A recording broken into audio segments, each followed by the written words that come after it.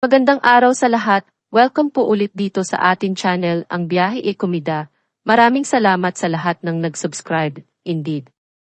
Punta tayo sa atin topic, January 27, 2025.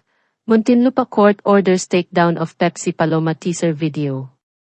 Pauline Luna, the results are in and the outcome is in our favor. Pinabura ng Muntinlupa Regional Trial Court ang writ of habeas data petition na inihay ng veteranong TV host comedian na si Vic Soto laban sa movie director na si Daryl Yap. Sa desisyong inilabas ng korte noong January 24, 2025, na permado ni Presiding Judge Lizel Akyatan, inutusan nila si Yap na tanggalin o burahin nito ang 26-second video teaser ng biopic film na The Rapists of Pepsi Paloma sa lahat ng online platforms. Tahasang binanggit ang pangalan ng Itbulaga, host sa kontrobersyal na teaser ng pelikula ni Yap. Sa teaser video na inilabas ni Yap sa iba't ibang social media platform, noong January 1, binanggit ang pangalan ni Vic sa eksena ni Gina Alahar at Red Bustamante. Si Gina ang gumaganap na Charito Solis, ang yumaong veteranang aktres. Sa kontrobersyal na eksena ni Gina at Red, mapapanood ang pagkumpronta ni Charito, Gina, kay Pepsi, Red, nang walang habas nitong tanungin kung totoo bang ni-rape siya ni Vic Soto. Bagay na sinagot naman ni Pepsi, Red, ng oo. Ayon sa korte, mali ang paggamit ng impormasyon sa teaser dahil sa pagpapakita nito ng ilang hindi beripikadong usapan ng dalawang yumaong individual na sina Pepsi at Charito.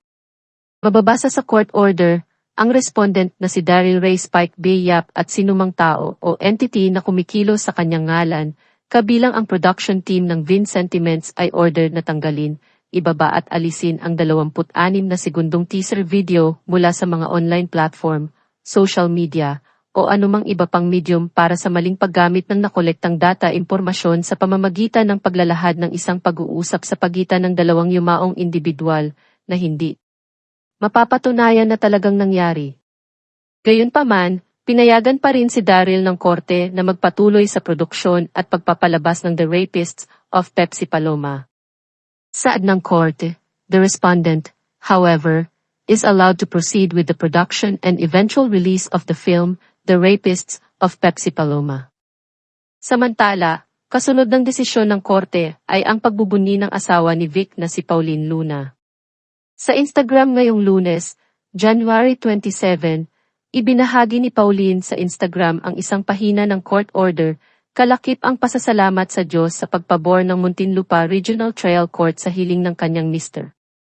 Victory, kung ituring ni Pauline ang desisyon ng korte dahil nagpapatunay lamang daw itong malicious, ang nilalaman ng teaser ng pelikula ni Yap. Mababasa sa caption ng post ni Pauline, published as is, "We give thanks to the Lord for this court decision. The results are in and the outcome is in our favor, confirming that the material released was malicious in nature. Nanalo kami, ang tagumpay na ito ay para sa aming mga anak at pamilya, at mapagpakumbaba naming itinaas ang aming pasasalamat sa makapangyarihang Diyos." Sa huli, nagpaalala si Pauline tungkol sa pagiging mabuti at marespeto sa kapwa. Aniya, maging paalala ito na ang ating mga salita at kilos ay may malaking kapangyarihan, at ang kabaitan at integridad ay dapat laging gumabay sa atin. Please, maging mindful at responsible tayong lahat sa pag-post pag-share ng malisyosong content tungkol sa mga tao. Hinihimok namin ang lahat na kumilos ng may kabaitan, integridad at paggalang na nagsisikap na pasiglahin ang isa't isa sa halip na magdulot ng pinsala. Noong January 9, 2025, nagsampa si Vic ng 19 counts of cyber libel laban kay Daryl. Inihain ni Vic ang kanyang reklamo sa Muntinlupa City Regional Trial Court. Maaari ninyong balikan ang ilan sa ating video, kaugnay ng isinampang kaso ng kampo ni Vic Soto sa kontrobersyang movie ni Direk Daryl Yap. At yan ang ating latest showbiz chika update for today.